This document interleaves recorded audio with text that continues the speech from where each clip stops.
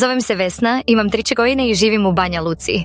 Ovaj oglas pišem iz istinske potrebe da pronađem partnera za život.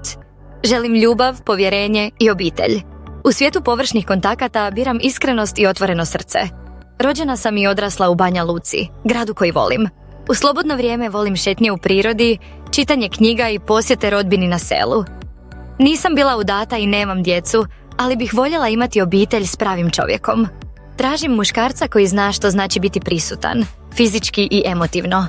Godine nisu presudne, ali voljela bih da imaš između 35 i 50 godina. Volim uredne i njegovane muškarce koji drže do sebe iz poštovanja prema sebi i drugima. Ponudit ću ti iskrenost bez laži, nježnost bez uvjeta i posvećenost bez zahtjeva. Biću tvoja podrška, žena i saputnica. Tražim partnerstvo, a ne nadmetanje. Želim dom pun razumijevanja, mirne večere i iskrene razgovore. Ako sanjaš o mirnom životu, vikendima u dvoje i zajedničkom doručku, onda smo na istim talasima. Ako si ozbiljan i slobodan, napiši mi nekoliko rečenica o sebi. Nema potrebe za romanima, želim samo vidjeti da imaš dobre namjere.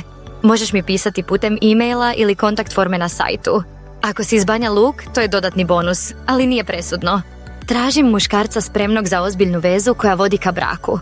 Ako si porodičan tip i prepoznao si se u mom oglasu, radujem se tvojoj poruci. Dopisivanja su u redu za početak, ali život se dešava van ekrana. Veselim se susretu s tobom kada za to dođe vrijeme.